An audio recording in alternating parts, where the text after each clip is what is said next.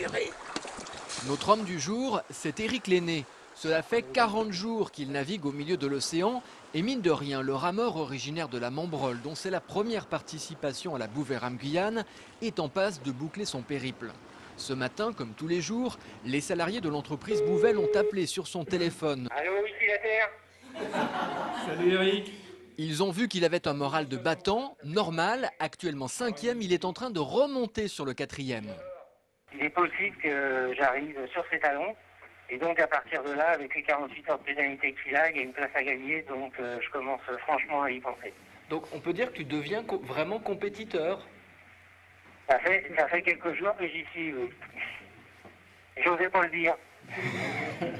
Éric devrait arriver en Guyane mardi ou mercredi prochain, après 1 mois et demi passé seul, sans assistance, à bord de son embarcation.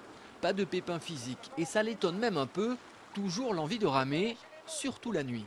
Ramer la nuit, c'est paisible, généralement quand même la mer se calme, le vent souvent se calme aussi.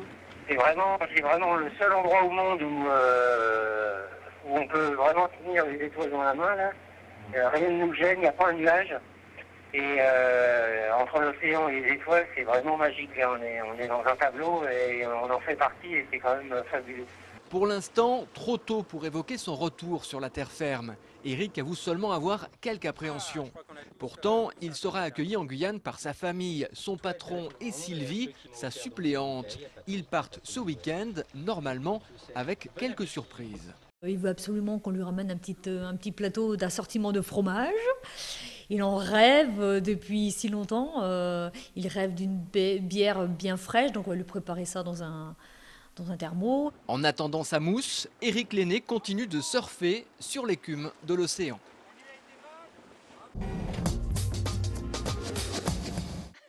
C'est une toute petite boule de poil d'à peine 800 grammes. Voici Cruchot, un bébé kangourou de 4 mois. Ce petit wallaby a été recueilli par les propriétaires du jardin des kangourous à la Poissonnière. Sa maman, qui vivait dans un parc à Tours, est morte d'une crise cardiaque. Cruchot, lui, a survécu et c'est ici qu'il a retrouvé une deuxième famille, ou plutôt une deuxième maman. C'est comme presque un vrai bébé, ça dort beaucoup, ça mange assez souvent, 4 à 5 fois par jour, et ça fait ses petits besoins dans la poche, donc il faut le nettoyer, il faut lui faire sa toilette. Muriel emporte Cruchot partout avec elle. D'ici quelques mois, il rejoindra ses congénères qui, pour le moment, affichent envers lui une totale indifférence. Les femelles kangourous n'ont d'ailleurs pas d'instinct maternel. Elles n'adoptent jamais un bébé autre que le leur. Depuis son arrivée, Cruchot est devenu en quelque sorte la mascotte du jardin et certains privilégiés peuvent même lui donner le biberon. Je trouve ça mignon, c'est rigolo. C'est doux, c'est pas agressif. C'est un nouveau-né, hein, donc c'est tout petit et très agréable à regarder et à caresser, puisqu'on nous l'autorise. Pour la petite histoire, son prénom, Cruchot, est un clin d'œil au film Le Gendarme de Saint-Tropez. Le jour de son arrivée, ses anciens propriétaires se sont perdus en route et ont été escortés par 2 gendarmes.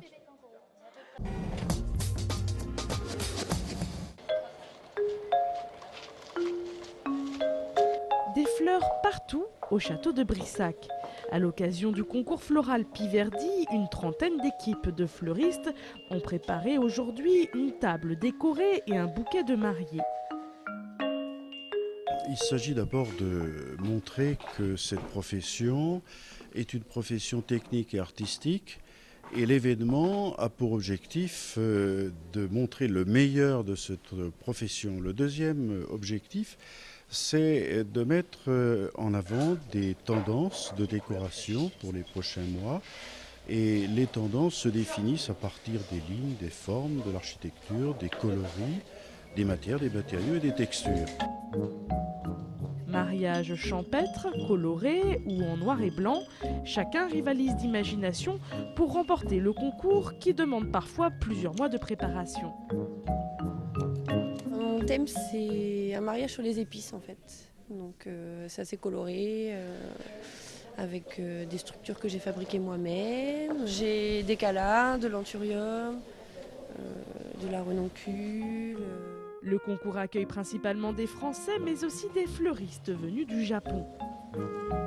J'aime beaucoup la France. J'aime beaucoup la France et j'aime beaucoup les fleurs. Et au Japon, ils n'ont pas de beaux châteaux comme celui-là. Demain, le jury remettra les prix des meilleures décorations florales. Vous pourrez découvrir ces créations au château de Brissac où elles seront visibles au grand public du samedi au lundi.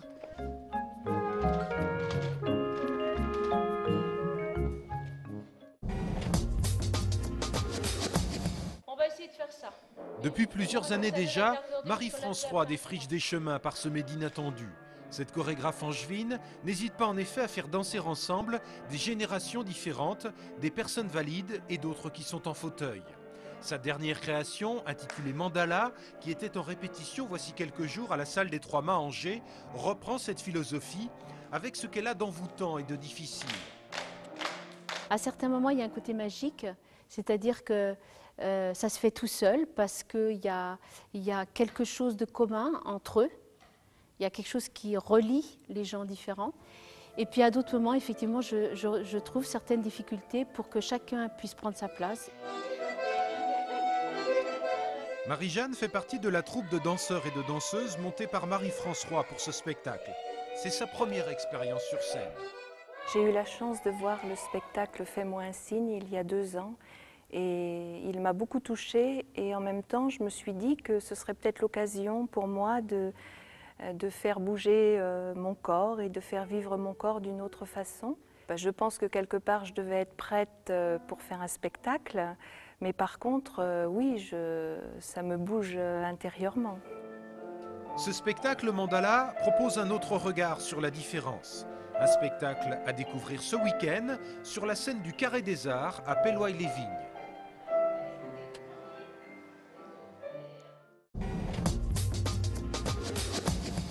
Les fjords de Norvège, les paysages ensorcelants des Caraïbes ou des îles polynésiennes de Tahiti, Connaissance du Monde vous proposera la semaine prochaine de vous intéresser aux plus belles croisières du monde. Commenté par le réalisateur de documentaire Mario Introia, de très belles images à découvrir mardi dès 14h30 au centre de congrès, puis mercredi au théâtre Chanzy à Angers, enfin jeudi au THV de Saint-Barthélemy.